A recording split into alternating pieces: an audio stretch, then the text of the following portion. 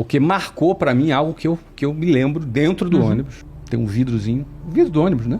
O reflexo, eu conseguia me ver dentro do reflexo, no meio daquela situação, e eu pensava comigo mesmo, cara, eu quero sair daqui. O que eu queria era a minha independência financeira para poder me casar com a Luciana. Que coisa. Essa era a minha primeira meta. Coisa louca. Era a minha primeira meta. E isso me impulsionou de um jeito, cara.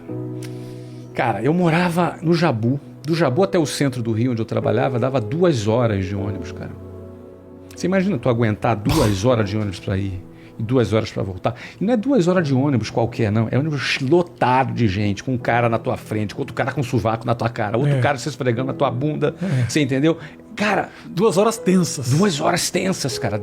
Aí no ônibus você tinha assalto, assédio de mulher, briga, você tinha...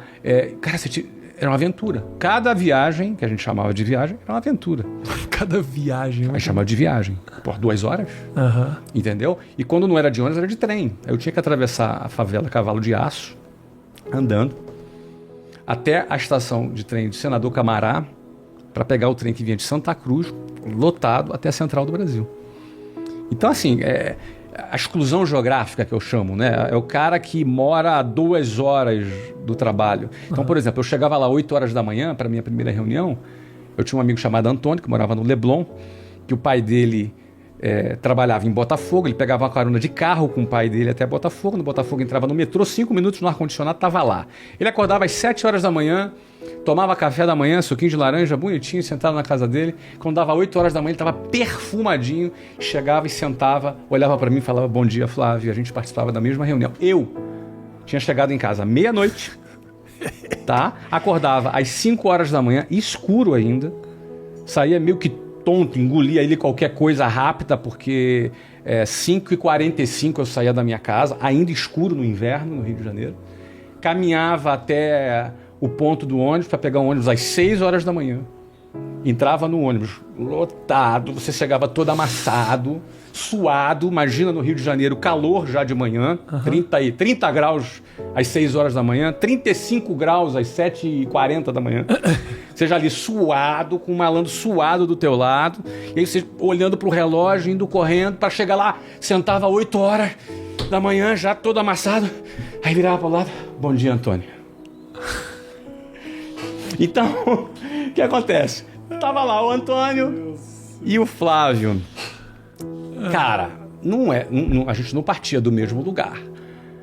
E aí, como é que era, por exemplo, ele que estava bonitão, combinando, gravatinha, combinando. Eu tinha uma gravata, 2 camisas, uma branca e uma rosa. Eu intercalava para não repetir roupa de forma alguma. Uma branca, uma rosa, uma branca, uma rosa, uma única calça e um sapato. Sendo que no pé direito tinha um furo. E era um sapato meio... Sabe aquele sapato que tem negócio de ar? E aí, então, tinha um furo. Então, eu andava assim... Plec, fazia um... Plec, empurrava o ar para fora do sapato. Empurrava o ar para fora do sapato. Então, essa é a minha realidade. Então, eu tinha que tirar essa diferença. Eu queria casar. Queria ser independente. E aí, a proposta de trabalho dizia assim: ó, você bate meta, tu é promovido. Você bate essa tal meta, tu... Então, você tinha um plano de metas. Eu falei: cara, eu vou bater. Nem que eu vire noite, nem que eu trabalhe igual um cavalo aqui. Entendeu? Eu tenho na minha casa até hoje várias cartinhas que eu ia dentro do ônibus. Não tinha celular, cara. Não tinha assim: oi, amor, tudo bem? Como tá você? Não existia isso. Então era cartinha. Garrancho ali, com o ônibus balançando, escrevendo cartinha pra Luciana dentro do ônibus. Você entendeu, cara? E aí o que acontece? 2 anos depois eu me casei com ela. Sovaco aqui. Isso. E cartinha ali. Cartinha ali. Cartinha ali. Eu só escrevia quando eu conseguia sentar. Entendi. Era uma loteria, né? Você conseguia sentar. Porque tinha dia que você passava as 2 horas de pé. A maioria dos dias era as 2 horas de pé. A maioria. Você acha que isso de alguma maneira... essa experiência te empurrou, te ajudou? Porque se fala muito isso, né? Você precisa passar um pouco de dificuldade para entender quando a glória chega. Eu não sei se eu concordo tanto com isso, mas de qualquer forma é algo que se fala muito. De alguma forma, isso te ensinou resiliência ali naquele momento. Porque você poderia ter desistido, você poderia ter feito algo mais simples, você tinha um objetivo muito claro. Mas você acredita que isso de alguma maneira te ajudou no fim das contas? Eu acho que me ajudou. Acho que na vida a gente decide aquilo que a gente quer. Mas em alguns casos é muito importante a gente decidir o que a gente não quer também. Sabe, o basta. Uhum. É importante a gente ter aquele momento do basta. Tem mulheres que aceitam serem maltratadas e são maltratadas por muito tempo. Porque ela não deu basta. Às vezes não teve a coragem, está numa situação difícil. Uhum. E existem situações na nossa vida que a gente não tem opção. Por exemplo, eu não tinha opção. Eu tinha que entrar naquele ônibus e enfrentar. Isso minha mãe me ensinou. Cara, você tem que enfrentar.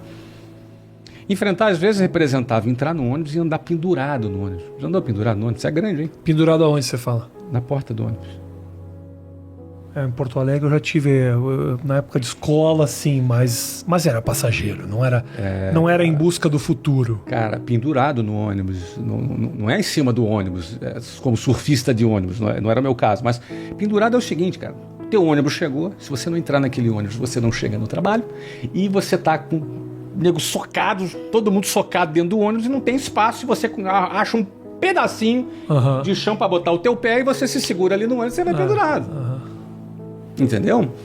Então isso é a realidade de muita gente de periferia que está fora das zonas mais acessíveis, que eu chamo de exclusão geográfica. É a realidade. É horrível, é humilhante. É absolutamente humilhante essa situação do transporte público no Brasil. Então, o transporte público eu cito com muita frequência porque marcou para mim algo que eu me lembro dentro do ônibus. Eu de dentro do ônibus. Às vezes à noite.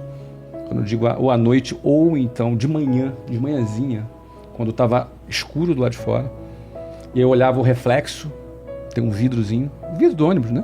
O reflexo, eu conseguia me ver dentro do reflexo, no meio daquela situação, e eu pensava comigo mesmo, cara, eu quero sair daqui, é aqui que eu quero ficar. E aí tinha uma mulher, uma personagem interessante. Eu pegava no ponto final do 396, era uma das hipóteses, que era Jabur, Largo de São Francisco. Então no meu próprio bairro eu tinha um ponto final de um ônibus. E entrava nesse ônibus quem era do bairro, então eram pessoas meio que conhecidas. Tá. Eu lembro que eu comecei a pegar esse 396 e eu percebi que tinha uma mulher nesse ônibus, o nome dela era Ilka. Eu lembro da Ilka, até hoje, cara. E ela já estava pegando aquele ônibus há 27 anos. Então ela era meio que a xerife do ônibus. Como é que você soube dessa história? Porque todo mundo se conhecia, se falava, tinha amigo oculto, amigo secreto dentro do ônibus. Tá. Sabe, o ônibus tem amigo secreto, tem aniversário, parabéns, o cara chegava, ei, parabéns, porque todo mundo se conhecia. E eu olhava para aquela situação e falei, cara, eu não quero ser uma Ilka, com todo respeito a ela. Claro. Eu não quero daqui a 27, 28 anos estar aqui dentro. Então, o ônibus, o transporte público representou para mim aquilo que eu não queria. Aquilo que não queria. Então, isso me fortaleceu? Não. Acho que isso me incentivou a querer sair daquela situação.